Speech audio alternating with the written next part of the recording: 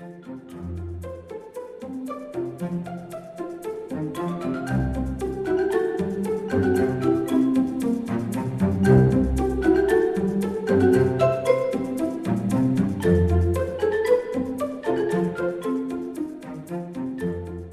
everyone.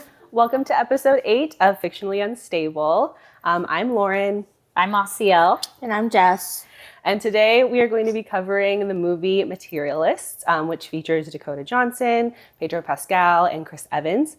We're going to give you our opinions on it, but first just to go over kind of what the movie was about on a baseline. Pretty much it is a matchmaker in New York City. She is caught herself in like a love triangle situation between two individuals. Her name is Lucy.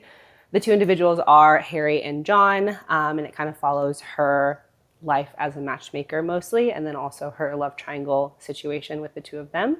But yeah, that's the basics. That's basically it. One thing to note is that her two love interests come from completely different backgrounds. So Chris Evans' character, John, is like a broke actor who works a bunch of side jobs, and versus Pedro Pascal's character, Harry, is like a rich, what does he do? Like finance equity or something person, and he grew up in a rich household. So the two different spectrums of her love life, I guess. Yeah. Yeah. All right, well, we always start with ratings first. Oh, yeah. Ratings first. You want to go first, Jess? Sure. We rate movies out of 10, so movies and TV series out of 10. So I think for this movie, I'm teetering between a 6 or a 7. I'll give it a 6 as my rating. I think what made it for me was I guess kind of some of the comedic funny moments in the movie. I was just like, it was like awkwardly funny, which I can appreciate. Very. I'm going to rate it a 5. It was not great, but it wasn't bad either. So it was mid. The dialogue was terrible. I feel like I was about to say online chemistry. The chemistry between the actors was off, specifically the female main character. But there was comedic moments. So it was like, I'm happy I saw it. I will probably not watch it again. Yeah. Fair. I give it a 7. I liked it. I did not, the points docked were for the chemistry portion and it's a love story. So the lack of like showing the true love that each of them had with each other was not really there. But I like the story because it was a overall take on what modern dating is like in my eyes. Yeah. And what's like how you weigh your standards in dating versus just wanting to fall in love. Right. And so I liked the story from that end of it. Yeah. Kind of people stuck between like, do I go with what my heart is telling me as far as like chemistry and love, or do I go with what my head is telling me regarding stability and like money and I mean attractiveness, because I think Pedro Pascal is so hot. Jess is going for the money and attractiveness. Yeah. Just putting that there. The love can grow over the years, provided that I'm stable. Correct. Okay. Yeah. Discussion question? Did we want to? We can talk really quick the sequences of the film of what happened. Okay. So starts off, you meet Lucy. She is a matchmaker. She is working on helping women and men, obviously, find their matches. And she's had many successful matchmaking connections, but we first learn that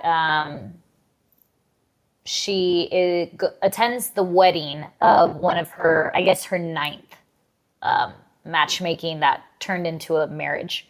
That is where she meets Pedro Pascal, who is the best man of the groom of her client. And from there, you know, he kind of has this interest of kind of picking her brain, figuring out what it is that she does, and kind of, he wants to match with her, basically. And then she falls, or she comes across, she cross paths, sorry, whoa, English today. She cross paths with John, because he is the caterer at the same wedding. And then we find out that they were in love in previous years. They haven't seen each other in a couple of years. They were together for like 5 years or whatever. And the reason why she broke up with him was because he was broke, and she hated that. And then she ends up dating Pedro Pascal. Harry, sorry, that's his name. She ends up dating Harry. He keeps wanting to take her on dates, and she keeps throwing in his face like, you don't want to date me. And he, you know, he keeps, You could do much better. yeah, you could do so much better because you check all the boxes. You're a 10 out of 10. You're perfect. You're a unicorn. You're a unicorn. And he's letting her know that, you know, she is worthy to be with someone like him, and these types of things. So they end up dating. He ends up not becoming one of the clients, which her company wants him to be a client. Yeah. She's like, oh, we're actually dating. And then she has this, I guess, life-changing work experience for her, where one of her clients that she matched unfortunately gets assaulted. And that completely changes her view on matchmaking, and how they don't really do much but check off boxes. There's no fucking background checks, fucking psychos. Honestly, though, for a company that big, you're not running background checks on these people. Like, what's Yeah, they have like a wild? whole office. Like, it sounds like they paid a lot of money for them. Well, and then they have like a so- headquarters somewhere else. Like, this is like a branch. Yeah, Yeah. no It's like- background checks. Her No. boss pulls her in the office and is like, this happens All the sometimes. time. Like, it was nothing to her, like no big deal. So that really affects her, as it should. And then we end up finding out that, you know, after she ends up trying to talk with the client that was assaulted, like, she has this revelation of like, you're right, it's not about checking boxes. Like, you know, you have to weigh your options. Is it you want to be with someone for love or for the materialistic things? Ends up finding out that Harry isn't the one. He also knows that he doesn't love her either. It was just checking boxes. And then her and John get back together. That's really the fucking movie. As boring as I described Yeah. it, that's the movie. Yeah. That's literally the whole plot. I mean, her and John go through like a little bit of whatever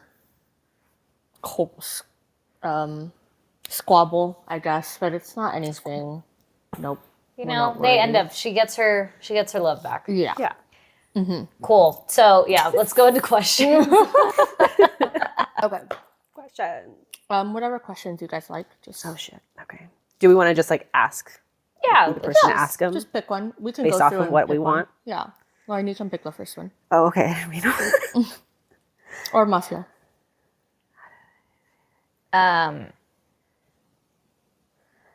Okay, well, I already answered our first question for us, What did you which think? is, what do you think the film was ultimately about? Because we know what it was about. Basically, you're weighing your options. Yeah. What side of, you know, when you're committing yourself to somebody, what's most important to you? Right. Yeah. So we can skip that, but So let me ask you guys this. If you were Lucy in her position, where do you think you would lean?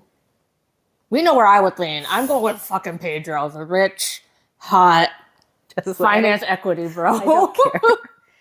Hear that, Jesse? I think realistically, being financially stable is important. However, to me, it's not. It's important, but I think it does take people some time to get to that point. There's other people that don't.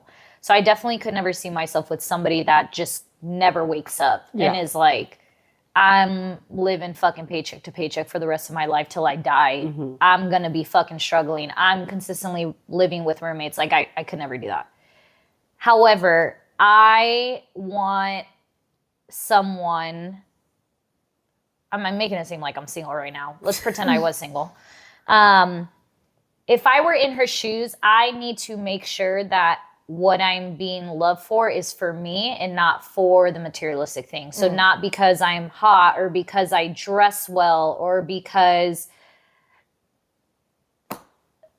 I don't know. You on paper make a good partner. Like just because on paper I make good, like if we can't have meaningful conversations and meaningful conversations that have nothing to do with the materialistic parts of it. How much money do you make? Oh, why do you like your job? This and that. Like, I don't care about that shit to me. So it's a fine line. I think I'd have a mix of two, but just because you're rich doesn't mean that I'd be hopping in your bed. That's me, you know.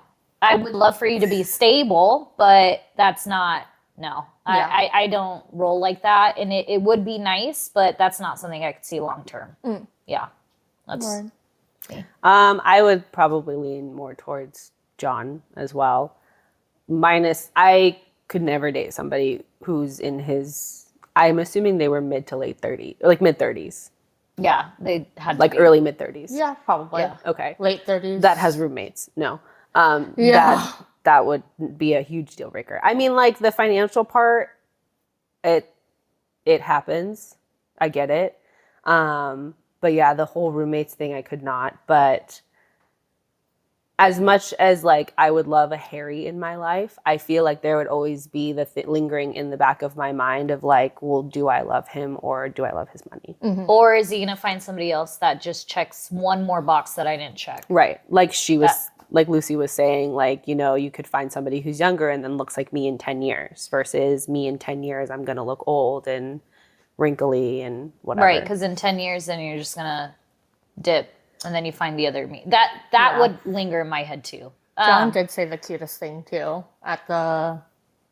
I think when they were attending the stranger's wedding, and he's like, when I look at you, I see wrinkles, and I see children that look like you, and I was like, that's so cute. That is cute. I think... Oh, shit, there was something that popped in my head when you were saying it, and it fucking flew out. Never mind. If it comes back, I'll say it. Okay. I forgot.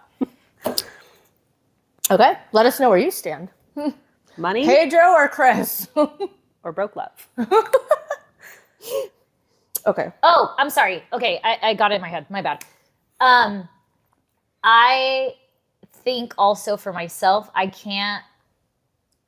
don't see myself going for the money because if I'm not holding myself to those standards, like if I'm not the one that's super rich and all that kind of stuff too, then why the fuck do I expect my partner to be that? Now, I'm not saying I'm a broke ass bitch, but I'm also saying like I don't live that lavish lifestyle. So I don't care to change myself to live that lavish lifestyle. However, if the Harrys of the world would be able to knock it down a bit where it's like, you're not forcing me to live that, but it's like, you know what? If I want to fucking go on vacation tomorrow, let's fucking go, then that's different. Yeah. But if I have to change myself to live the way he lives, I don't think I could do that.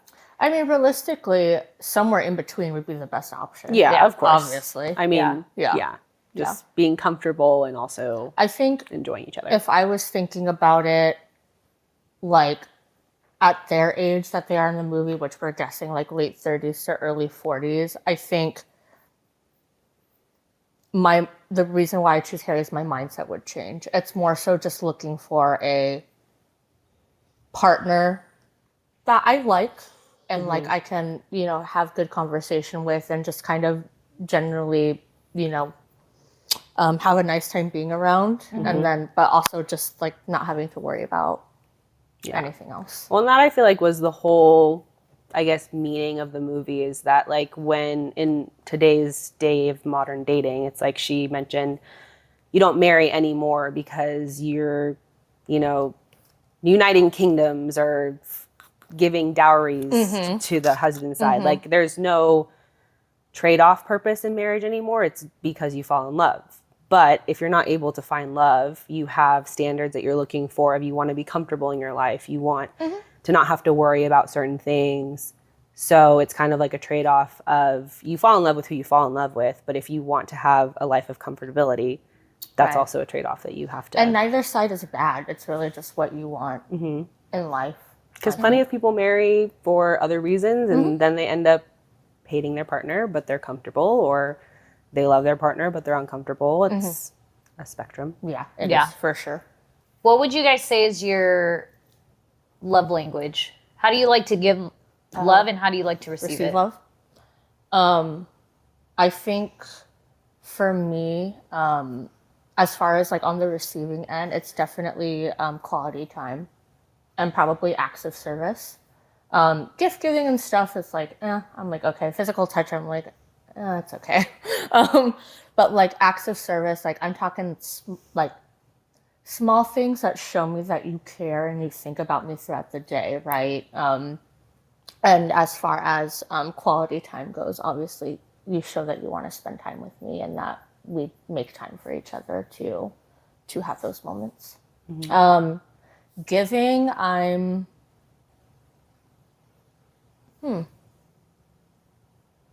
would say giving, I'm probably quality time, and gift giving probably.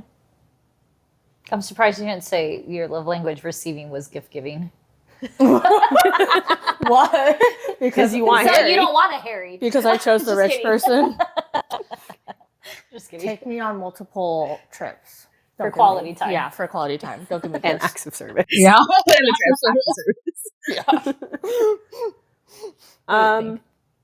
I think my love language receiving is also acts of service, because I like little things to get done that helps me. And so I feel like if somebody takes the time to think about the little things that are on my plate and on our plate, it helps me and shows that you care.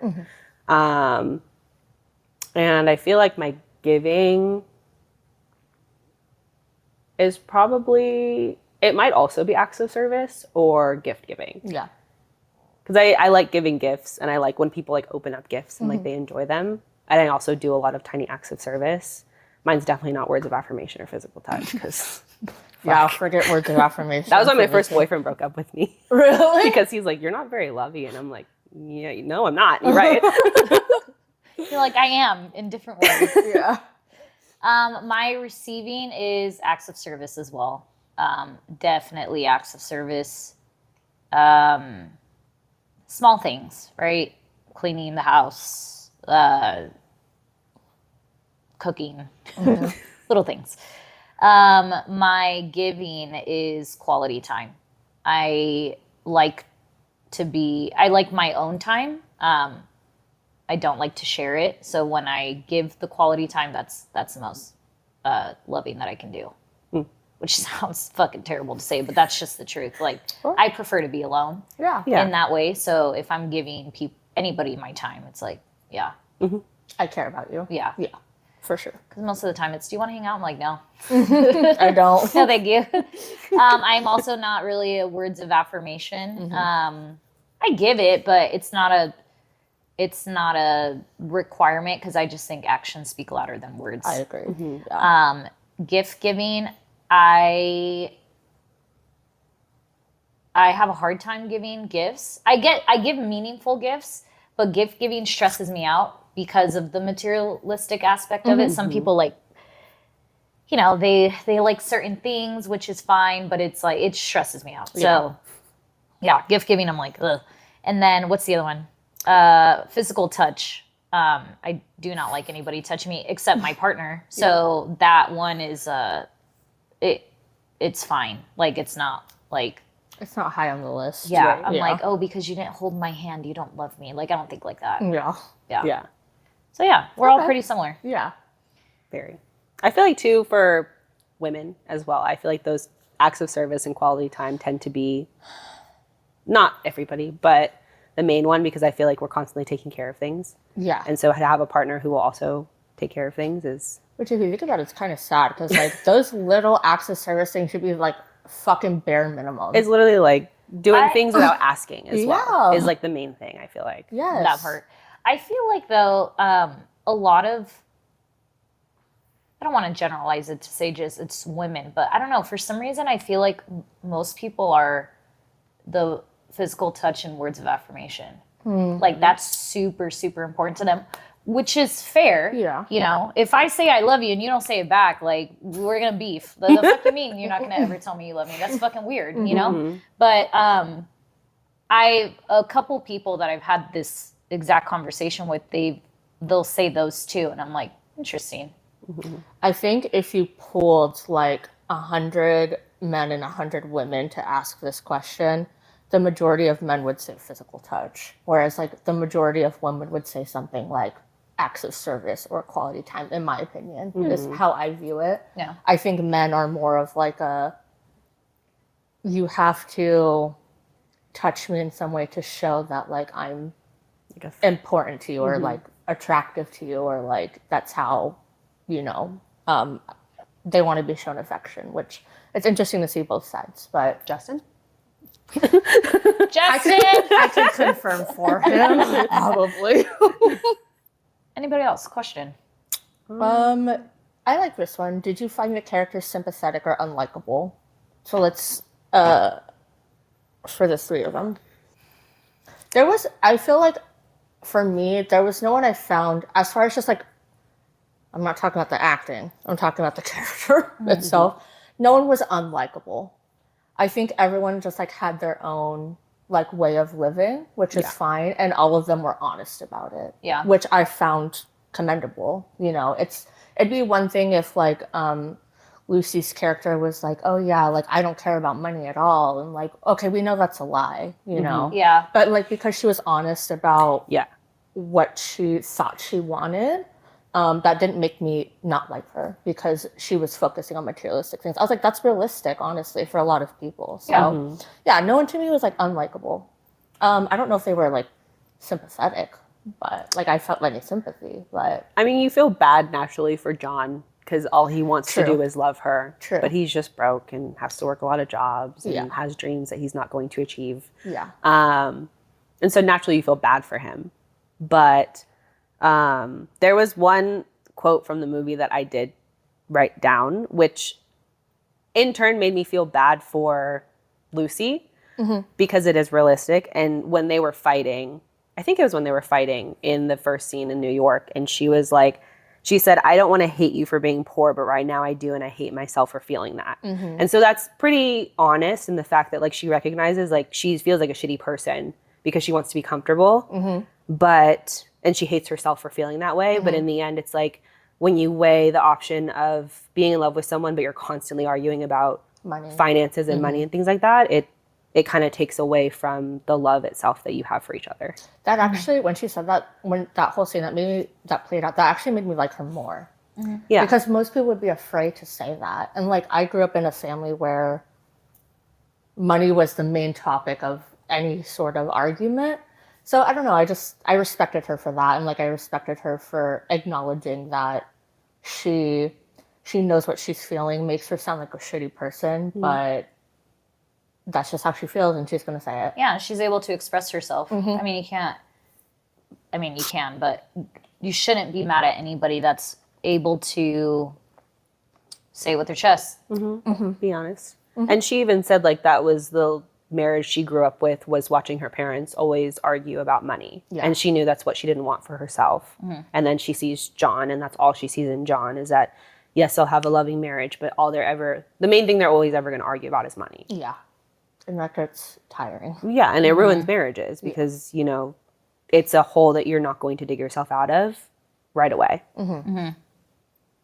Okay, which scene stood out most to you and why? The scene where we find out Sophie was the client of hers that got matched. It was like her final match. And then she unfortunately gets assaulted. In the scene, it's where she's in the middle of the street because Lucy follows her because she wants to have a conversation with her. She won't answer her phone calls. So she bombards her, basically, wants to have a conversation to apologize, but she's like, you didn't think of me at all. Like, I'm just money to you. I pay you, and you didn't care to see me as a person. You cared to see me as just another thing to cross off. Because she said, what made you think that this man was right for me? And she said, Lucy responds, he checked off all the boxes. And she's like, all the fucking boxes. That stood out to me because it is true. Like, how could somebody that was for me, that's where I was like, I really hope these people that are in this world, because that's a real job to be a fucking matchmaker. Like, I really hope that it's not like that. It's just checking boxes. Like, how can you match somebody without getting to really know who the person truly is? Without, again, we talk about background checks, but at the same time, somebody can have a clear background check but still be a shitty human being, right? It's just they didn't do anything that's unlawful. So it's like, why would you set somebody up with somebody else when you're getting to know your client? She got to know Sophie. She knew exactly what she wanted. Yeah, she was looking at some materialistic things, but she truly just wanted to be happy. She wanted somebody to make her happy.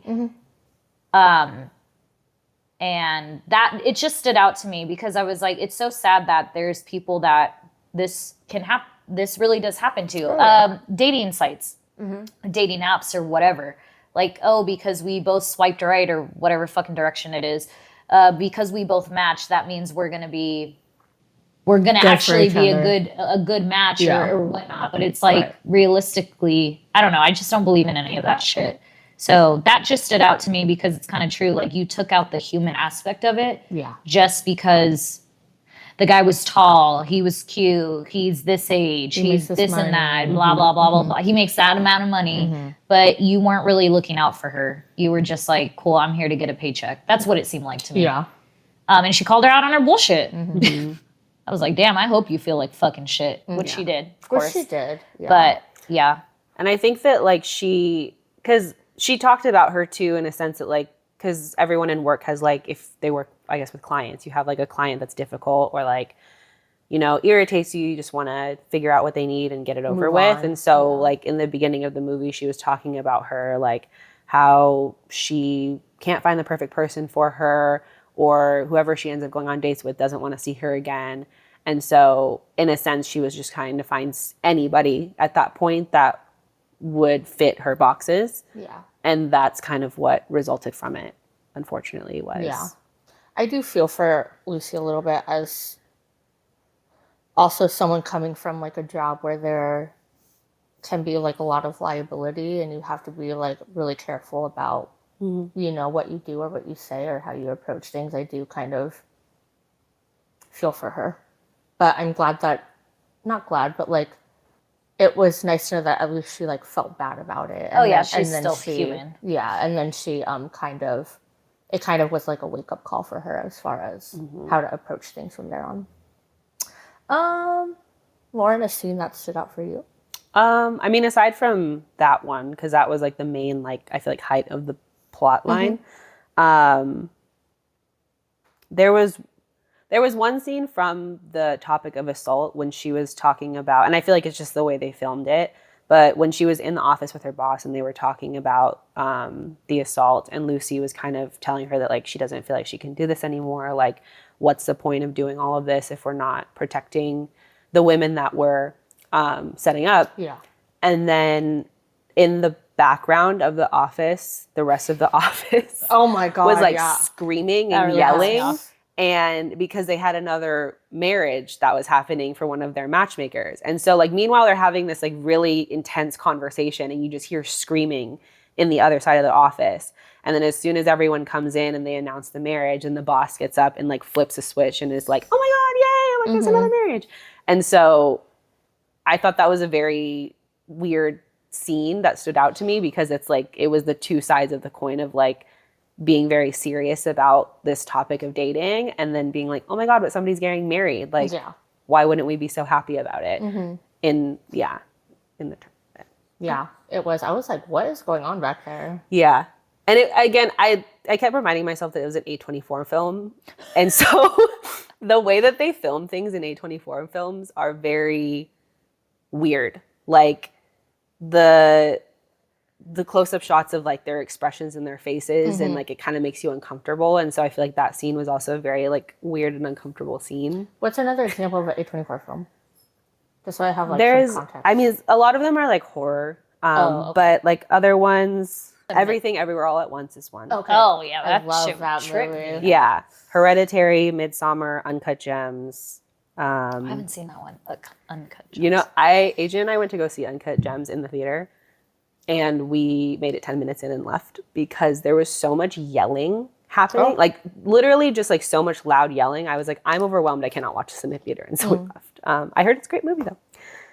That's with Adam Sandler, right? Yeah. And The Weeknd is in it as well. Oh. But yeah, they and like Heretic, which is like not a horror, but like a It's a mystery, thriller. like a thriller, yeah. Okay. But yeah, very I like hated the ending for that movie. very strange movies that have like a very deep meaning behind them, in a sense. And you can tell just in general by like the cinematography and stuff like that that it's more of like a hidden meaning type of film. Yeah.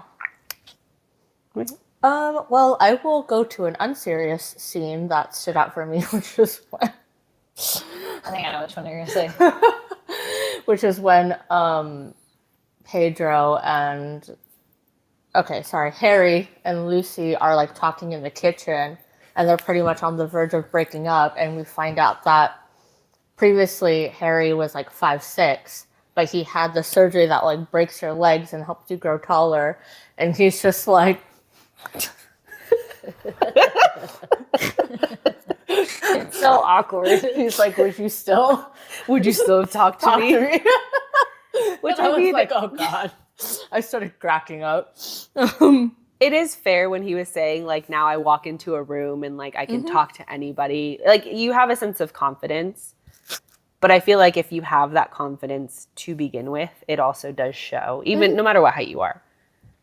But yeah. I agree. I mean, for reference, I'm dating a short king, so it wouldn't matter to me really. But yeah, I feel like, okay, if you were dating somebody and you found out that they did that, how would you react? Or like what would be your like initial thoughts on if the person you were dating or your partner had gone through that surgery? I don't think I would care. I don't think I would care either. I Same. feel like I'd just have a conversation with them to ask them like, are you happy with your choice at the end of the day, right? Yeah. Like you're going through a serious surgery. And you can do realistically whatever you want, but as long as you're happy with the result. Yeah. Because can you go back? Yeah. Right? You can take the inches off. Essentially, you just have to go through the surgery again. But it's just like, whatever it is that you wanted to achieve does make you happy. And if it does, then whatever. Yeah. Right. I mean, it's like when women get Anything done. plastic surgery done, boobs done, Yeah. anything. Yeah. And it's like if it makes you feel your best self and most confident, then like why wouldn't I want that for you? Right. Yeah. Agreed. Like he seemed very embarrassed about it, Yeah. but I feel like, I don't know, there's something about, in my opinion, and I know this is just like a generalization, but I think women tend to be more understanding about going through like some sort of physical like transformation type thing versus men, I feel like tend to be more judgmental. 1,000. Right. 1,000. So as a woman watching this, I was like, oh, it doesn't matter. Like, you're fine if it makes you happy. Who cares? You know?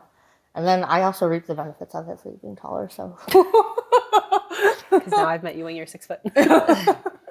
so yeah, just I was thinking about that when that scene was happening. I was like, yeah, as a woman, I don't really care, you know. But I could see how being a man and hiding the fact that you did that, especially from like other men because they might bully you or like make you feel smaller because of it. I don't know. It was just like in the back of my head when that scene was playing. But okay, Yeah. Wouldn't really care. same. Oh, okay. In what ways does Materialist comment on social media and image culture? Do we think it's an accurate reflection or an exaggeration? Correct. Comment on social media and image culture. So something that stood out to me right away was the scene in the beginning when the bride of her matchmaking was having a breakdown of why she didn't want to get married. And so in the scene, the the bride of Lucy's, or the client of Lucy's, is getting married and she's having a breakdown. So the bridesmaids call her in to fix the situation. And basically the bride is having a, what do you call it? Lapse in judgment, because she doesn't know if she wants to get married because she's a feminist. And to me, so that whole scene was kind of playing off of like making fun of feminism on social media, because feminism in itself is like, I don't need to get married. I'm an independent woman. I don't need a man in my life, which is all valid and true. But then flips it to the point where Lucy was saying, well, why do you at your core want to get married? And she said, because he's taller than my sister's husband and my sister is jealous. And I know that she's jealous that my husband is going to be more handsome, taller, makes more money. And so I thought that was funny that it makes fun of the extremes of feminism, of saying like, I don't need a man, but if I want a man, I want him because he makes people jealous, he makes money, he does X, Y, and Z for me. Yeah. That's a good notice. Yeah. I was like, she's kind of real for that, to be honest. Well, and then it cuts to the scene of her getting married. Yep. Because he checks off the boxes of what she wanted, which was to make her sister jealous. Well, and then her thing was, it made her feel, she felt valued to that point. Like whatever fucking shit she has against her sister, she saw value in that. Well, she felt like she won. Yeah. She felt like she won, and she was like, oh yeah, this rich, tall, handsome guy wants me. Yeah. Yeah, so. Because it's like the competitiveness of having a sibling. I don't have a sibling, so I don't know. But I have two brothers, so I never so mainly Jess. But like it is the natural competitiveness. How do you feel? Yeah, of like which sibling won. Yeah, I think there's like for me growing up, my sister was always one in the looks, I would say. So growing up to compete with that, I felt like I had to win in success. I had to win in academics. I had to win in smart. I had to win in like pretty much everything else that wasn't looks. So like how much money I made, how many degrees I have, the type of job I had, like kind of more of like a status symbol. So yeah, I can relate. And now as an adult, it doesn't matter because you're both beautiful. Thank you. Period. Now as an adult, we look back. Me and my sister had this conversation recently, actually, and she was like, "Yeah, like our parents just like really made us think that like one of us was better than the other all the time." And I was like, "Yeah, I was pretty messed up." But now we look back, we're like, we're both fine. Yeah. Did you ever watch The Good Place? Yeah, I watched all of it. Like the I forget her name, but the Indian sister and her sister, how they were always fighting. Oh, because yeah, their parents pitted them against each other, literally. It was more so like I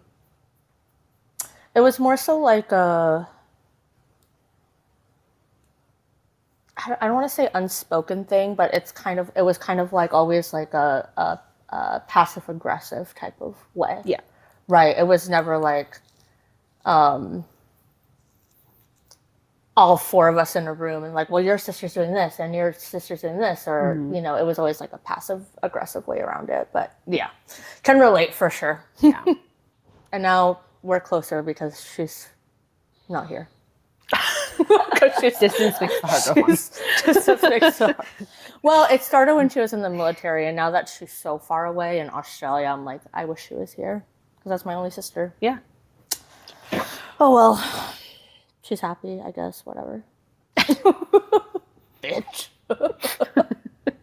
What would you say, what role does gender play in the film's portrayal of ambition and status? Do we notice any double standards?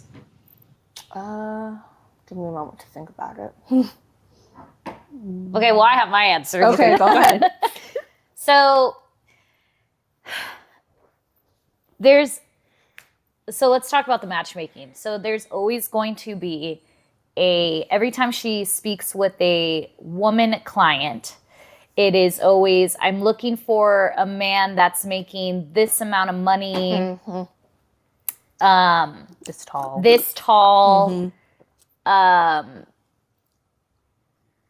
What that It's not basically. balding. The bare minimum, has hair. as they said. Yeah.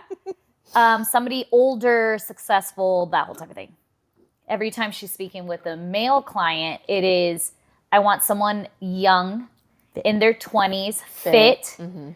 29 is 30, so don't push it. They need to be no older than 27. Like, they don't want a woman that has the same status as them. So for me, I'm like, that is a double standard. That the men portrayed it as, I want someone that I have the upper hand on. That's what I want. And then the woman was always, I want a man that doesn't meet me equally, that basically has an upper hand on me when it comes to finances, height, all the things, right? Where I'm like, why can't you, or why aren't you interested in marrying or dating a boss ass bitch that's in her fucking 30s, in her 40s, that can take care of herself, that makes the same amount of money or more? They're going to present themselves to the world a lot differently than somebody that is in their 20s, that hasn't experienced life. Yeah, for me, there was a huge double standard there. I want someone successful, or I want someone beautiful, but you can't be beautiful in your 30s. You have to be beautiful in your 20s. Oh, I want someone successful, but you can't be bald. You have to have hair. The fuck doesn't matter, So that was presented the entire time throughout the movie. Of course, I mean, with the clients and things like that. And yeah, this is why I gave it a 5. I mean, the movie was, for what it was, exactly how you explained it too. Like, it shows you it's a very modern movie. I mean, we go through that right now in today's day and age. But I hate shit like that. So I was like, fuck, I hate this movie. Yeah. I hate this movie for what it is. For the truth it tells. For the truth it tells. I could never do this job because I would have punched the men in the face. See, at first I was thinking, I was like, I could be a matchmaker. That would be fun. But I think with the scenes of her talking to the clients too, I think that that's not the standard, but a summation of what men and women look for, because I feel like, I mean, for men, they're looking younger because they want to feel valued in what they can offer to their partner, and somebody younger, they can show them the world, essentially. But also I feel like those type of men who look for younger girls, there are also matching their maturity levels, where I feel like women who are looking older are trying to match their maturity levels. But yeah, I thought that was funny. I was thinking more of it from I mean, I'm sure there's a level to it, but I was thinking of it more from a vanity perspective. For sure. So they can show to all of their older friends, look at this hot 20-year-old that I'm dating, and 100%. I'm banging essentially, and you want to be me, and when we walk in the room, who's gonna be turning? Who's gonna have the one that has people turning heads? Yeah, right. Which it's it's all subjective. And I think that's because I'm turning my head judging you. What the fuck? Literally. I think when Harry and Lucy finally decided to end it, because the only reason Harry wanted to be with her was because she in the beginning she turned heads. Everyone wanted to talk to her at the wedding. Everyone was giving her attention. And so he just felt like they made a compatible match, because he also, because he had his surgery, was turning heads and had confidence. And so he felt like they would be a good pair. A power couple. Yeah, a power couple, essentially. But he didn't love her. He just thought they looked good on paper. Oh, I did think this isn't one of the questions, but one of the scenes that I thought was funny is that when... it was the montage when Harry and Lucy were going through dating, and she was drilling him with questions. I think dating would be very easy if you could drill people with questions like that, because she would be like, well, what do you feel like is wrong with you? What do you feel like your best attribute is? What do you feel like you have to offer? But I thought something funny that she said was, because she asked him well, are you the type of person, I forget what context it was, but she was like, are you the type of person that would fight, have a fight with your your couple in the streets of New York? And he was like, no, I don't In think the I middle would of the do-" Yeah, street. in the middle of the yeah. street. In public, yeah. And he was like, no, I'm not going to fight in the middle of the street. And she was like kind of saying to her point that she is not worthy of him is like, well, I'm the type of girl that fights in the middle of the street. And I was like, that's fair because I'm the type of girl that would fight in the middle of the street. I have fun in the middle of the street. Marcia, are you the type to fight in the middle of the street? No, I fight, well, no. I don't like, I don't like to show emotion publicly like that. So any type of emotion, especially if it's something heated, like it needs to be private. I've been around a lot of public, I would say, fights, family-wise, you know, even, yeah, that, friends, whatever. I don't like it. I don't like it at all. If you corner me, then All right, no choice. and I'm gonna blow up, you know. But yeah, definitely something I actually think about a lot when, because she said, right, that she grew up watching her parents fight and all that kind of stuff. Lance and I talk about that all the time. We're like, when we have kids, like, we're gonna get in fights. That's just what it is, right? That's how you grow as partners. Like, whatever, maybe your kids drive you fucking crazy. That one is like la la la, and the other one's like fuck. But I was like, I don't ever want to fight in front of my kids. Yeah, ever. That's so fair. if you got something to say, hold your tongue until we get in the room. Yeah, that's fair. Yeah. Compile it in your mind, and then we'll hash it out later. Right. Yeah. Yeah, I'm not a public fighter either. I'm a very passive-aggressive fighter. I don't mind having a conversation in public. Like, But it's got to be civil. It has to be civil. Right. Yeah. Like, I can definitely confront somebody publicly, because also too, if I'm trying to be polite and trying to have a conversation with you privately and you're dodging me, then fuck it. I'm gonna come up to you in public, but I'm not gonna. It's not gonna be a cat fight unless you turn it into one. I react based off how somebody else reacts. Yeah. Are you scrapping? Were you like, No, I'm saying like me and AJ. Yeah. Like we have, I think it's because I initially, like the logical side of me is like, let's just talk about it when we're alone. But then AJ is needs to talk about things in the moment. He doesn't like to wait. And so then that pisses me off because I'm like, let's just wait. And then that's when fights happen. But I think also growing up, like my family would fight a lot. And I think that's where I am not passive at all. I'm very direct. And so, because my family was very passive growing up, like we would get into fights, but then like the next day be like, nothing happened. Yeah. And that pisses me off Yeah. to no end. Or like if we're in front of people, it's like something happens and it's not addressed. But then because you're in front of certain people, it's like, oh, no, everything's fine. Like nothing ever happened. So that is why I'm very direct and like it needs to be taken care of. Otherwise I'm gonna buck. Yeah, buck. I think the reason why I'm like this now is because of my relationship in high school. He was always trying to cause drama publicly, and it embarrassed me. Yeah. Because it was like stupid shit. Also, too, accusing me of stuff that I'm like, you're projecting now. You're projecting me of shit that I've never done, and you doing it to me. And I didn't like that. I was like, why the fuck am I being cornered? Now I was a quiet girl in high school. I was friends with other people, but I mean, obviously I was friends with people, but like I was dating like the fucking football fucking star of the school, but he was a piece of shit, you know? But it was just like, you're making me look like a piece of shit, and I'm chill. I'm just doing my own thing, you know? So it always embarrassed me, and I did not like that. And I was like, I don't want to put somebody else in that position, Right. because I definitely didn't like it for myself. But that goes back to the whole thing too, right? Like if you're gonna bring it to me in public, like I'm definitely defending myself. I'm not gonna look like the little damsel in distress, like, oh my God, and cry. Like, nah, fuck that. Like, if you want to square up, we're gonna square up. Yeah. That's just facts. And that goes too with family. It was very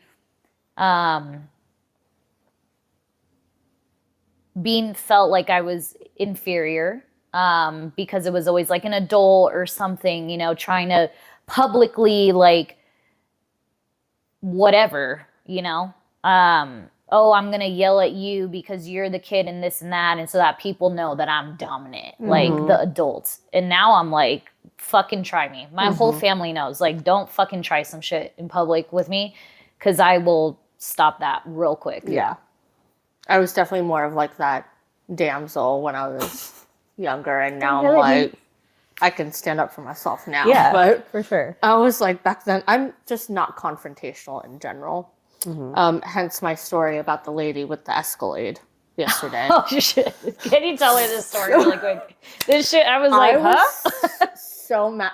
And people might not think it's a big deal, but it was a big deal to me because, okay, you know the Finn Smith parking lot, right? Yeah, the tiny part. It's a tiny parking lot, but in general, people are typically in and out of there very quick. If you wait a few minutes, someone's going to come out and they're going to leave, right? So I had found a parking spot, and there was a lady in this like giant Escalade that couldn't find a spot, and she was impatient. So, you know, there's the 2 handicap spots in the front, and next to the 1 handicap spot, there's a striped lot. You cannot park there because if someone needs like wheelchair access or whatever, they need the extra room. So she decides to park in that spot, and I saw her tiny ass get out, and I was about to fucking say something like, you better move your car, like you're not supposed to park, or I'm going to tow you, or I'm going to write you a fine. But then I just... See, my ass would have said something. Yeah, I would have got out that car and be like, My ass hello? would have put myself in business that isn't mine. But then I was just like, well, number one, I followed her into Finn Smith. And I was like, oh shit, the line's so long. So then I just walked away. And I was like, damn, I should have said something. Or I should have took pictures or something and like sent them. But anyway, she pissed me off. Okay. Wait, this popped in my head really quick. I want to share this story. Lance is going to be mad that I'm sharing about it. I don't give a fuck. So, Is it going to cause an argument in the street? it's not. He's going to say, that never happened. And I'm like, yes, it fucking did. So I think it was his 26th birthday or something like that, many years ago. I don't know. I forget. But we went to, I forgot what restaurant, some hot pot space place that's right next to District 1. Chubby cattle. Yes. So we went there for his dinner, and that parking lot, especially like on a Friday, Saturday, is fucking packed all the time. So we're driving, and this is the one thing that gets on his nerves with road rage. He doesn't have road rage, but this will cause him to road rage. If you are waiting for a parking spot, you have your blinker and everything, like, other cars need to fucking get that. That's how Lance sees it. Yeah. You know? So this car comes out. I immediately am on his side. This car comes out to leave, and he had his blinker on. We were waiting there for like 2-3 minutes or whatever. And then this car just dips, like from the other side, dips and takes it. And I was trying to be devil's advocate, that I was like, I don't think that car saw you, because I never saw that car there, right? It just all of a sudden he sees a car come out and he goes in it. Well, Lance is normally not the confrontational type, but this will make him confrontational. He got fucking out of the car and he was so mad. He gets out of the car, and we're not parked. We're in the fucking middle of the street. Whatever. And he goes to the guy's door. It was this older man. Thank goodness this was years ago too, because I'm like, today's day and age, you would have got shot. Yeah. Like that's why I'm like, people with road rage, be careful. But he goes to the guy's door and he starts fucking yelling at him. He's like, are you fucking kidding me? I was fucking waiting there. Fuck you, blah, blah. And the guy gets out of his car. It's literally an older man. Like, that could have been his dad, like older man. And I don't think he understood him either. He was, I don't think he spoke English, because he was like, like very confused. So Lance is just like, fuck yeah, blah, blah, like heated. And then he gets back in the car and I was like, are you okay? I was like, that's very like, not me behavior, but like he doesn't do that. He does not confront anybody. And he was like, no, fuck that. I'm going to go key his car now. Blah, blah, blah. And I was like, can we park and eat? I'm hungry. Like, Which part is Lance going to say that's not how it happened? all of it. He's going to say that never happened. I'll be like, I don't make shit up. That fucking happened. But, yeah, that reminded me of that. Because he probably would have gotten really mad and And if he didn't approach the Escalade lady, it would have keyed her fucking car. I also have quite heavy road rage, so I I can do. relate to Lance. I've tried to tone it down. Yeah, Because me AJ's too. like, you're going to get in trouble one day. And I'm like, that's fair. What is your road rage? Flipping people. Well, now my windows are tinted, though, so nobody can see. Like if they cut you off or something? Yeah. I mean, mostly that. Like, normally, or if I'm driving, I hate drivers. Like, people drive fast, whatever. But I hate when they're, like, weaving in and out. Yeah. So I try to block hate them in. that. Yes. Just to be petty. Or I hate when people see that a shoulder or like there's like construction or whatever and they see that it's ending and they're trying to cut like all Nobody knows the words. I would get in their way physically. I'm like, nope, they're not passing me. Or like parking too. If somebody parks like really bad, or if they're like really close to a line, I will be petty and I will park close to my line so they cannot get into their car. Work. I will make it as difficult as possible love for that them to for get you, into yeah. their car. All right, anyway. Rage. Yeah. I do. Actually, the only thing is I don't like when, okay, here's another one, Lance. I'm going to give you this one. He says I tailgate people a lot. I don't think I do. That too. I don't think I do, but I guess I do. Okay, I guess I do. Not purposely. I don't like when people tailgate me, though. I'm like, are you fucking I'll kidding brake check me? the fuck out of somebody. Oh, I won't, because I'm like, I don't want to deal with it. I mean, I get it. You hit me, the insurance claim is going towards you, but I just don't want to stop. So I don't brake check anybody. I'm just like, fuck it, I'll get out of the way. But that does irritate me. Yeah. When someone is on my ass and he's like, well, you're on other people's asses. I'm like, am I really though? I'm like, I'm at least one light pole behind. I know you're supposed to be like 3, but I'm like, we're all just trying to get somewhere. We'll just live in You know, we all don't have Harrys in our life to be, to have drivers. to not give a fuck about anything. Yeah.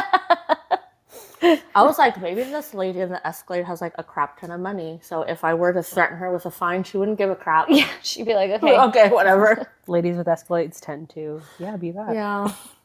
I was like, whatever. Okay. Did the film make you reflect on your own relationship to material things? I guess a reflection of, for me, it kind of goes back to when we were asking which way we would go. Like in my own relationship, we're not Harrys. Neither of us are Harrys, but we're not Johns either. But if I'm looking at the lifestyle that John has, I think myself and Lance have gone through, I wouldn't say he had roommates because he hasn't. He lived with his family. I live with my family. Mind you, we've been together since we were adolescents. So I was 19, he was 21. We're now in our 30s, so we've been together for a very long time. But it was, when it started off, it was like, cool, we're growing together. There did come a point where one of us, me, was growing a lot faster. So it was like, okay, like, we're still growing together, but like, you're gonna have to pick it up. Like, you're gonna have to understand that that growing up has to happen if we want to stay together. And that could be, well, I guess it all started off too when, so I lived at my parents' house till I was 28. I'm not ashamed of that at all. I was like, hey, the rent was cheap, like, period. No shame with No shame with that. But I did say I want to move out before I'm 30. And I was like, I don't want it to be when I'm 30, hey, I'm moving out. I said that I want to move out before I'm 30. Lance was already in his 30s. He was like 31. So he lived with his family.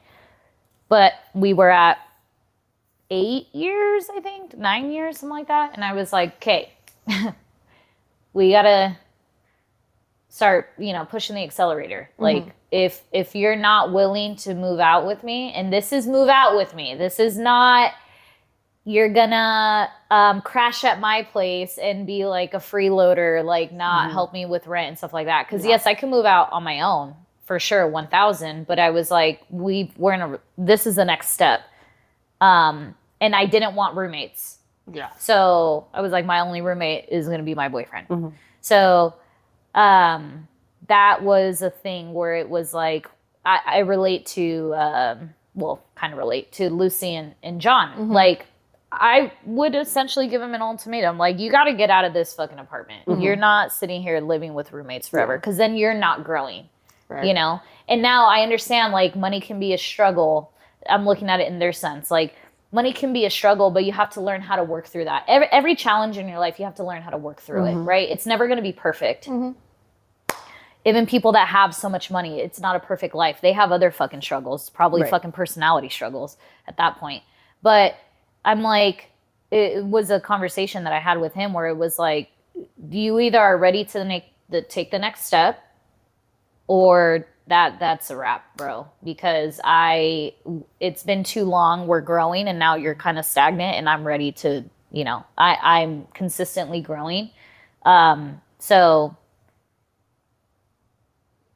how they portrayed John, or portrayed anybody that isn't wealthy, in comparison to somebody that was wealthy, like, it was small little reflections that I had on my life, right? Like I said, we're not super wealthy. We're middle class, which is definitely normal. But it was one of those things of like, I looked at throughout the years that we've been together, where it was like there was a lot of what's the word? Growing pains that needed to be addressed, or it wasn't going to work out. Yeah. Like for her, she had to address, she didn't like that he wasn't growing. So I can empathize with her on that end, where she was, she had that fight with him in front of everybody. But it was like, it's kind of true. Like, yeah, she hates being poor and all this kind of stuff. But it was like, he wasn't trying to get out of that. Right. He was just like, I'm poor, I don't have money, I don't have this, I don't have that. I'm sorry, but it's like, you're not making any strides to change that. Yeah. So I was reflecting on that like, there was a little moment in our life that it felt like that a little bit, not to that extent, of course, but yeah, a lot of reflection for sure. Would I change anything? No, because I feel like that's what helped us grow in our relationship. I don't want it to be perfect, because then I get bored. Yeah. Yeah. So I wouldn't want a Harry. Yeah. Would I like his money? Sure. For some things. I'd like a nice Yeah. vacation for like 3 months and not have to worry about anything and have all my bills paid. Sure, why not? But The relationship is more meaningful when you grow together. Yeah. Yeah. For sure. Yeah. And it's more it has more value and more substance. yeah. There's a lot more to lose, I think. Yeah. Yeah. Right. Yeah, I think I reflected on the like financial part of it and the growing pains part that you said, because I feel like even still, Age and I still go through growing pains of growing up together in our relationship. And yes, one of us grows a little bit faster, and it tends to be, I feel like, the woman. I also can relate. You're like, it's me. It's me. Which is fine. Like, I'm a very patient person, so like I give a lot of grace. But also, I think like growing up for me, my family was like just middle class typically, and then my other side of my family that I'm closest to were more upper class. And so I grew up seeing upper class things and the comfortability that comes with it, but also seeing like the negatives that come with, like, on the middle class to lower class side, it's like, yes, you have the struggles of financials, but on the upper class side, like, they still have their struggles, just different. So two, it's like growing up, I always was like, man, if I could just be comfortable, if I could, like, having family members or their friends that are like handed cars, handed homes, handed things that like regular people struggle to get, my life would be easier. But at the same time, like, they have struggles of being able to relate realistically in social situations and relationships and other aspects of their life. So I know, as an adult, I no longer wish that I had the lives that they have because of that. But it's definitely like weighing the options of being comfortable and being who you are as a person, I feel like. Yeah. I think for me, similar, we've all three of us have been in like very long-term relationships since we were kind of younger to now. So also I went through kind of the growing pains with Justin. I will say, like, I did date like two I'm gonna sound really terrible. It's a reflection. Okay. I'm reflecting. I'm a different person now, kind of, not really. But I did kind of like somewhat date 2 other guys, and there was, looking back, I realized there was like this Sorry. one other guy that, God, I'm gonna sound awful. Like, I was just so much better than him. Like, I'm sorry. Like, I had just gotten my bachelor's degree in nursing. I was 21. I just got my bachelor's in nursing. So I had like a degree. I was going to get this very stable job, et cetera, et cetera. And he had just passed dealing school, and he became like a casino dealer, like a local casino. And then, we were never like super serious, but I just sat there and thought about it one day, and I was like, yeah, no. Like, I feel bad for saying this, but it's like I felt too good for him, essentially, like at where I was in my life, at like the age I was. And he wasn't like super old, but he was older than me. And I was just like, I don't think this is gonna like work out long term. Like, I mean, realistically, he probably could have maybe taken up something different like later after like getting started with this. But I was like, no, I don't see the potential. So I kind of thought about that a little bit. And then the other thing I thought about was, right now I work 3 jobs, and I'm kind of sitting here thinking like, what for? Like, why am I putting myself through all of this for that? So I was just kind of reflecting on that as well. Less about the me and Justin relationship aspect, but more so like internally. Yeah. So yeah. There was one thing in the movie that she was saying to her clients, which is like when you're picking, or no, was she saying it to Harry maybe? When she was talking about picking a partner, like you are picking essentially somebody who's going to shape your entire life. And that's true. It's like based off of the person that you pick to spend your life with is how your life is going to go. Yeah. It's how, where you're going to live, what kind of life you'll live, how many kids you'll have, if you'll have kids. Like, it's literally like even though you think like, oh, I'm an individual, like I'm going to live my life regardless, it's like the person you pick is going to shape your entire life and the way that you live it. And so you seeing the dealer is like, do I want that life? Probably not. And you know what it also was is that, no shade, my mom's a very hardworking woman, but like she's also a dealer. So I've seen like what she's gone through as far as like financial struggles. And I think automatically for me, that was like, no. Yeah. My parents were dealers, but that was a different time, right? My parents are older. And so life in the 70s, the life in the 80s, like they're still well off now, right? With my father being retired and my mom still, I want her to retire, but she's like, I'll be bored if I do. So she's still dealing, which is awesome that she's doing that. But they're fine. They're happy. They're living their life. They have a beautiful home and whatever. Realistically now with inflation and just the way things are, like I could not have that, and also to me growing up, like a lot of my family went that route, and that's fine. Like they work in the casinos and whatever. Nothing wrong with it. Nothing wrong with that. But it was also too of like, I don't want to service other people in that way. I want to do something that I enjoy.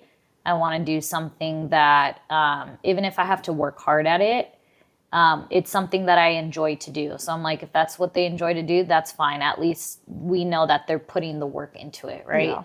But there's so many different routes to go. So for me, I always looked at for a partner. I'm like, I don't want a partner that's lazy. I want a partner, and I don't want a partner that makes excuses either. So we live we live comfortably for the lifestyle that we like. I don't like lavish things, so I don't need to be having Harrys in my life, right? Like that's just my thing. I like to live comfortably, and I'm financially stable, and that's great. And the same thing with him. If there was anything that was off in that sense, like if he was a John, now where I'm at, I'd be like, no, I can't. I can't. Yeah. I can't at all. Yeah. I can't. But I don't know. For me, I never really cared about the status in the sense of Oh, okay. Well, let me rephrase this. I never cared if, for me, it was, I never cared if the type of degrees that you have or this and that, but you must be educated. So you need to be book smart and you need to be street smart. But getting a degree to me doesn't Mean anything. doesn't mean that you technically are, you know? Yeah. That, Sure. in my eyes. Yeah. Because I never ended up finishing my degree. And I was like, I showed my work ethic and my smarts by working. I worked a lot. And now I'm like, great, I have a lot of work experience, which a lot of college students don't. They go to school, they get all these degrees, and then they're trying to find a job, and it's still hard for, in the times that are now, it's still hard for them to find a job because they don't have the work experience. So I worked my way, not backwards, but opposite, because my oldest brother did it that way. Got the degree, you know, he's very well off, has a great husband, has a beautiful kid, that whole thing. Like he lives I would say the picture book of what back in the day people are like, this is your timeline, this is what you have to do. He lives that, not saying he followed it that way, but he lives that. And I was like, yeah, I'm not doing that. I'm gonna do it opposite. I think nowadays, like, degrees almost mean nothing. Oh, 1,000%. You're going to learn, even as a nurse. Obviously, I need to go through a certain amount of education, but I think depending on the, like a nurse, you can't just be like, I'm street smart, so let me be a nurse now. There's certain fields that you have to get the education, but if you're not. But most things you learn on the job. Like, 1,000%. I have a degree and it's a fucking waste. I don't do anything with it. Yeah. It's a piece of paper that was very expensive. Yeah. Just fucking stupid. It is. I'm still paying off student loans to this day. But it's whatever. All right. Were the romantic platonic relationships believable? Listen. No. The chemistry in this movie was so bad. The scene at the end when they're at the wedding, well, close to the end, when they're at the wedding and they're dancing together, they kiss, and then this is John and Lucy, by the way, and then John leaves because he doesn't want this cycle of like, you're using me because maybe you're sad of whatever. Like, you know, he always loved her. So they're trying to have this conversation under the twinkling lights, and there's just no dialogue. Like, I don't even know what that scene was. Staring at each other. Staring at each other. Yeah. Oh, it was so bad. I don't know. I feel like even for me, the platonic relationship between Sophie and Lucy, I was like, I don't know. They're and she even had more chemistry with Lucy as a friend than she did with John as a romantic partner. Yeah. I was like, yeah, it didn't feel authentic at all. Yeah. Yeah, I agree. I was like, okay, whatever. Sure. Yeah. The best acting was when, like, Chris Evans was alone, acting in his apartment. Really, yeah, actually it was. Oh, yeah, pissed off that his freaking roommates are... Ew, when he laying around. Yeah, when he stepped on that, I was like, that's so disgusting. I would literally take that and I would throw it in the person's face. Ew, so disgusting. That in general, like, men... If you're throwing your condom on the floor, you're fucking disgusting. You're just disgusting at any age. I was watching, I think it was the season 5 of Love Island. I think it was the other day. And they were the guys were talking about like, oh, like what's you going above and beyond for like your significant other? And the majority of them agreed like putting the toilet seat down was like going above and beyond. I was like, is that not a fucking just being clean? Like a general clean, courteous person? Yeah. Crazy. That's crazy. They asked the girls this? No, they were asking each other this question. Like the guys were talking to each other and like being like, oh, because I think one of the things they were going to cook for like the girls or something, like a meal for them. And most of them didn't know how to cook, but they were like, oh, like what do you guys do like to like go above and beyond for your partner and like your relationship? And they were like, typically it's like putting the seat down after I go to the bathroom. I was like, that's fucking disgusting. Okay, I know this episode isn't about Love Island, but I gotta bring it up. We're not talking about people. We're just talking about we're talking show. about people. Whatever. The show itself. The double standard in that show pisses me off because why aren't the girls ever cooking for the guys? That's true. Almost ever. Like they're getting ready for hours. I guess, yeah. It is kind of, I mean, to me, the cooking for the woman feels very, like, it's a nice gesture, but it feels very forced. I need you guys to watch season 6. Okay. It's every day. It's every day. Like, it's the same thing. It's, oh, because we're getting ready, you're cooking for me. Oh, I'm going to wake up now and cook breakfast for Literally my connection, but it's, you don't see the woman cooking. I don't like to cook, so I'd be like, oh, thank you so much, but it's just like they all do that. It's weird. I don't know. It's just and weird. it is like a almost like they have to, because it's like if they don't, then like something's wrong. Or like if they cook breakfast for like a specific person, like that's who they're interested in. If they don't give it to the other person, they don't like them anymore. Yeah. Or imagine if everyone else is cooking and you're the only guy that's not. It's like, damn, he's an asshole. Yeah. It's just so odd. It is. Anyway. It's what caused Huda and Jeremiah's fight. The pancakes. Because the fucking pancakes. And then she said she was gonna cook it, but then she made Taylor cook it. Yeah. Like also she lied about that. Like she whole ass was like, Taylor cooking pancakes. And then Love it cuts Island. to her being like, can I have some of your pancakes? Okay. Well, all I know is if I was on there, I'd be looking at everybody like, the fuck? The entire time. Don't catch me in those challenges. I'm off to the side.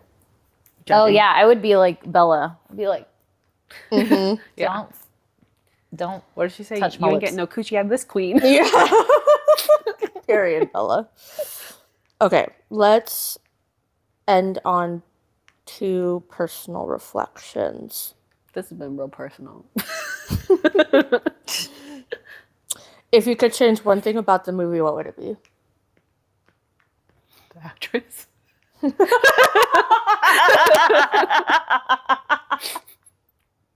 I'm trying to figure she said. like, because you had compared it to Anne Hathaway, and I was like, if Anne Hathaway had been in this, it probably would have been really good. Yeah, I'm just not really a fan of Dakota Johnson. I do not. What fucking movies has she been in besides 50 Shades of Grey and Madam Web, which I hated Madam Web. Oh, I didn't watch that. Oh my God, it was so bad. Is her acting bad in that one too? It wasn't great, but the movie itself was just fucking bad. Let's see. I'm pulling So it up both right now. things didn't help. She's been in more, but I don't She's been in more, but I haven't seen much of her stuff. seen. Is she in a movie called like Tunnels or something? No, there's Splitsville, Madam Web, Daddy-O, Persuasion, Am I Okay? I think I almost watched that. There's a movie that she's like in the back of a taxi talking to the taxi driver. I think that one's Am I Okay? And I started it and then I stopped it. I haven't seen any of her movies. I would agree. I think I wouldn't change anything about the story. The story is what it is. Yeah. But I don't know. I think she could have conveyed a little bit better how she truly felt, and that just comes with better acting. Yeah. It's true. It's true. I'm trying to think of if there's anything else I would change. And she did say, to her credit, like what the end, her character said, like she's just like everything emotional wise when it comes to love. She's very mathematical. She's very cold. Like she was naming those attributes of her. Mm-hmm. So I get it. Like if she was supposed to play like a very cold, unfeeling person, but I don't know. I feel like in her line of work and then also in the storyline itself, she could have showed more. Yeah. Just a smidge. Just a smidge. Just a little smidge. Okay, and then last question. Would you recommend this film to others? And why? I think it's a good, like, one watch. Yeah. To convey the different sides of modern dating and the more realistic side of like a rom-com type of film. Yeah. I wouldn't say I'd recommend it, but I wouldn't, if someone were to say, like, you know, how we're automatically, if someone says, hey, I'm going to watch this movie and you've already seen it, you're like, oh, that's either a really good movie or that's a bad movie. I just be like, okay. Like, Let me know what you think. yeah, I think it's a good movie for people to see what side they're on, realistically. Yeah. Are those things that you actually care about? Do they matter to you? There's so many people that are like, I'll never talk to a short guy. And it's like, why not? That, to me, it doesn't make sense. But I guess whatever floats your boat. Like, yeah. you know, so then, yeah, are you, when people say things like that, are you somebody that has to, do you actually check boxes or do you actually care about the human being? What are your hard passes? I don't know. It'd be interesting for somebody to watch it and to put it into perspective. Somebody of who's themselves. actually dating and who is single and who is True. actively looking for those things. Yeah. Because it doesn't really apply to us right now. We should tell Krista to watch it. Yeah, for me, I would recommend this film purely for cinematography. I like the cinematography of it all. Oh yeah. So, everything else is okay. I would recommend them for the cinematography and for a hot, rich Pascal. Pedro Pascal. Yeah. Okay. Pedro Pascal, yes, always. In any movie. Oh my gosh, the fucking caveman scene in the beginning too. I was very confused. I I was like, hated that. I was like, what are we watching? It started and ended on a caveman scene. I was like, okay. And I understood at the end what I guess its purpose is like at its core, love is just love. You love who you love. Nothing else matters. But it wasn't necessary. I was like, this is awkward. Okay. I was like, Aw. are we in the right movie? Yeah, me too. When it started. I was like, like- John gave her the same ring that the caveman gave. Yeah, that's symbolism, I guess, in a sense. A little flower. Uh-huh. What was her narration? She's like, when I think back to the first like couple to ever be couple, married. I dream of two cave people. I was like, okay, that's really strange, but go off. I'm It was like, were they weird. Love really is love. married? They didn't sign paperwork because essentially a marriage is a document. You can be with somebody forever without Yeah. getting married. Marriage in general is just a social construct that we fabricated. So Yeah. when it started, I don't know. Love is love. Happy end of pride. Well, if you watch Materialists, let us know what you think. Are you a You Team Harry. Team Harry or Team John type of person? And yeah. Or are you in the middle? It doesn't need to be that Like extreme. most people, I would say. No, it has to be extreme. You got to choose one. Thanks for watching. Like, subscribe, comment. And until then, embrace the instability. Yup. Yes. See you in the next one. See you in the next one. Bye.